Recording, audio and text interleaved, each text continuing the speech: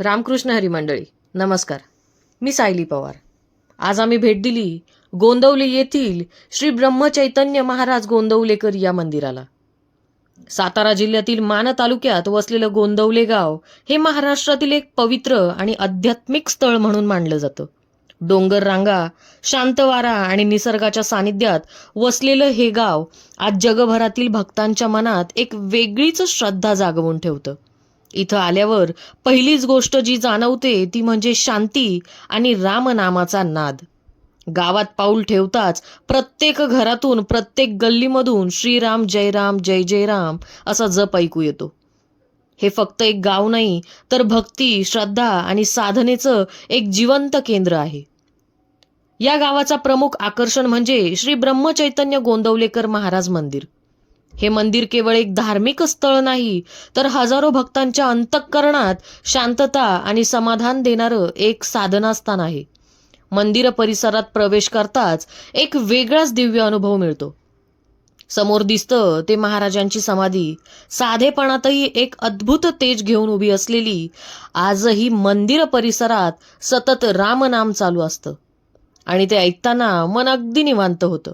मंदिराच्या सभोवती प्रसन्न फुलांची बाग, भक्तांसाठी व्यवस्था आणि सततचा रामभक्तीचा सुगंध, हे सगळं एक अनोखं आध्यात्मिक वातावरण निर्माण करतं. गोंदवलेकर महाराज श्रीराम नामात विलीन केला होता. त्यांचा संदेश अगदी सोपा होता: रामनाम जपा आणि मनःशांती मिळवा. गोंदवलेकर महाराजांच्या आयुष्यातील एक सुंदर प्रसंग सांगितला जातो. एकदा एका श्रीमंत माणसाने महाराजांना विचारलं, महाराज, तुम्ही नेहमी रामनाम जप करत असतात असं सांगता, पण त्या जपात एवढी ताकद आहे का? त्याने आयुष्य बदलतं का?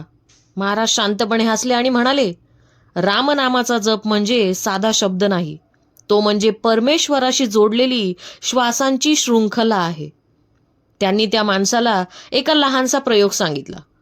7 दिवस रोज सकाळी आणि रात्री फक्त 1 तास श्रीराम जय जय राम असं मनापासून जप. तो माणूस राजी झाला. 7 दिवसांनी तो पुन्हा महाराजांकडे आला, डोळ्यात पाणी आणि चेहऱ्यावर शांत स्मित. तो म्हणाला, महाराज, मी बोलू शकत नाही, पण माझ्या आतली अवस्था गेली, मनात शांती आली. महाराज म्हणाले, तेच तर रामनामाचं सामर्थ्य आहे. ज्याला एकदा राम म्हणता आलं त्याचं जीवन शांत होतं, आणि ज्याला रामनामात रमणं जमलं त्याचं जीवन धन्य होतं. त्या दिवसानंतर तो माणूस रोज रामनाम जपत राहिला. म्हणतात तो पुढे स्वतःच्या भक्तांच्या सेवेत रमून गेला. आज गोंदवले गावात येणारा प्रत्येक भक्त मंदिरात प्रवेश करताना त्या दिव्य शांततेचा अनुभव घेतो. समाधी पुढे उभं राहून श्रीराम जय जय राम म्हणताना एक अदृश्य शक्ती अंगावरून वाहते. तीच शक्ती गोंदवलेकर महाराजांनी आपल्या भक्तांना दिली. श्रद्धा, साधना आणि रामनामाचं अनंत तेज आजही इथं येणाऱ्या लाखो भक्तांना त्या एकाच ओळीत आपलं मन शांत करता येतं. श्रीराम जय जय राम असं म्हणत अखंड नामस्मरण या आवारात तुम्हाला ऐकायला जाणवेल. इथे जवळच समोर पाहू शकता, आलेल्या भक्तांना शांततेच्या जागी जाऊन नामस्मरण करता यावं यासाठी विशेष सोय केलेली आहे. आजूबाजूला कुठलाही आवाज नसताना फक्त शांततेच्या पाण्यात आणि शांततेच्या निसर्गरम्य वातावरणात रामनामात जप करता येतो. इथे मंदिराच्या आजूबाजूच्या परिसरात आपण पाहू शकता, भक्तांची वर्दळ असते, पण अगदी शांततेत प्रवाह चालू असतो भक्तांचा.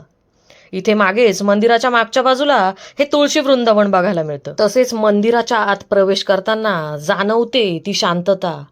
मनाला मिळणारी शांतता ही फक्त रामनामातूनच मिळते, याचा साक्षात अनुभव या मंदिरात प्रवेश केल्यानंतर स्वतःला जाणवतो. या मंदिरात सतत अभंग, नामस्मरण आणि नामजप सुरू असताना आपण पाहू. मंदिरात प्रवेश केल्यानंतर प्रथमच जाणवते ती मंदिराची स्वच्छता.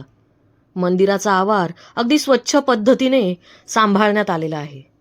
मंदिराच्या पायातून गाभाऱ्यात उतरणारा या रस्त्याने खाली पादुका ठेवलेल्या असतात. त्या पादुकांचे दर्शन घेऊन लोक मंदिराच्या मागच्या बाजूने पुन्हा एकदा दर्शन घेऊन पुन्हा प्रारब्धाने मंदिराच्या सुरुवातीला येतात. रोजच्या दिनचर्येप्रमाणे मंदिरात सकाळ आणि संध्याकाळ दोन्ही वेळेला अभंग, कीर्तनं ही सुरूच असतात. मंदिराच्या बाहेर अनेक प्रकारची दुकानं आपल्याला आढळून येतात. गोंदवलेकर मंदिराच्या आवारात आपल्याला श्री ब्रह्मचैतन्य गोंदवलेकर महाराज संस्थानाचे हॉस्पिटल तसेच शाळा देखील जवळपासच पाहायला मिळतात. अगदी अत्युत्तम अशी सोय या दवाखान्यांमध्ये केलेली आहे. मोठमोठ्या प्रकारच्या मशिनरीज आणि मोठमोठ्या प्रकारचे आजार यावर निदान देखील होते. तसेच या आजूबाजूच्या परिसरात जवळच शाळा असल्याची दिसून येते. श्री ब्रह्मचैतन्य गोंदवलेकर महाराज मंदिराला आवर्जून एकदा नक्की भेट द्या. धन्यवाद.